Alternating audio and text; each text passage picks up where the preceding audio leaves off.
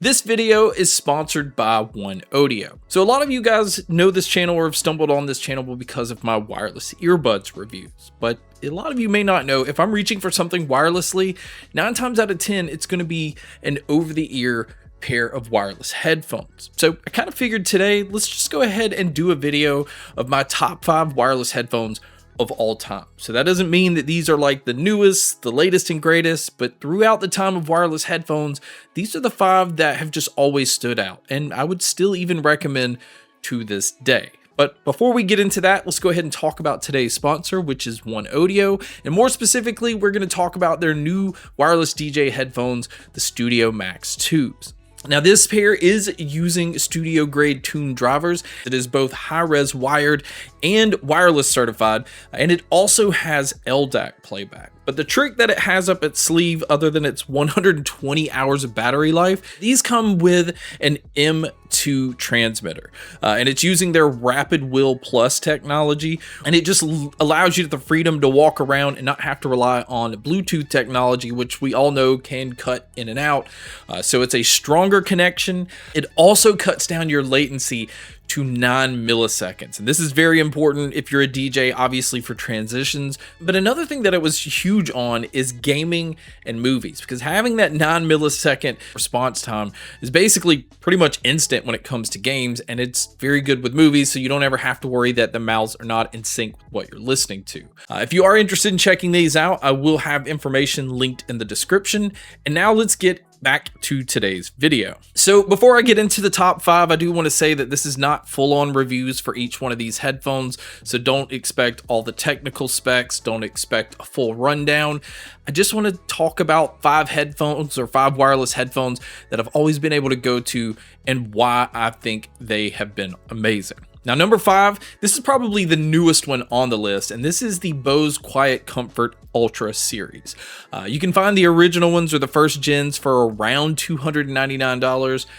And when it comes to like mainstream consumer wireless headphones, so like the Sony, the Bose, Beats, all the ones that like you see in stores, the QuietComfort Ultra series has been my favorite. Now, I know a lot of people go towards the Sony WH-1000X series, but the QuietComfort Ultras, the way that they're tuned just sounds so much better, and they're so much more comfortable. That's something I've always gotten out of Bose headphones, so that part wasn't really a surprise when it came to the comfort. But the sound I never expected out of these. It's a pair that really EQs well, so if you want to kind of change different things about it, you can do that with this pair. And the noise canceling in typical Bose fashion is top notch. This is one of the best out there, and I think value-wise, especially being able to get the first gen at $300, these are definitely worth checking out. Now, number 4 on the list, this pair definitely is one you can't even get anymore, and that is the Drop THX Pandas. And this was a pair that was just cool because of how simple they were. They were just all black. There wasn't anything flashy or fancy about it.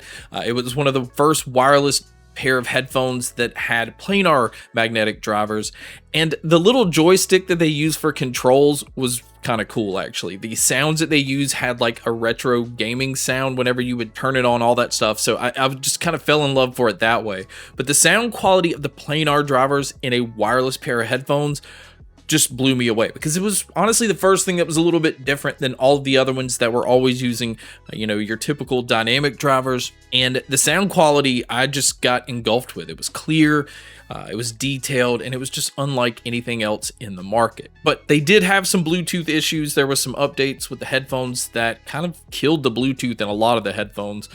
So it's kind of hit or miss if you can find them used, but I've seen them used where you can pick them up for around $100 to $125, and I still think it is a must buy if you can find them in that price range. Now, number 3 on the list, now I know I'm going to get judged for throwing this one on the list at all, is the Skullcandy Crusher Evo. Now, the Evo specifically, because there's different models of the Crushers, there's even noise canceling models, but the Crusher series in general can get loud, and the bass is so dominant that noise canceling, in my opinion, really isn't necessary. But the Evo series specifically, for some reason, and this one is one that you can pick up now for about $159, that was like the one that impressed me the most. It was the first one where it felt like the bass was, I don't want to say controlled, but it didn't sound as sloppy as the other Crusher series. Having the little bass slider just allowed you to feel like you could kind of pull it in or dial it in a little bit better. But if you stripped it all the way down, it actually was pretty clear and pretty detailed.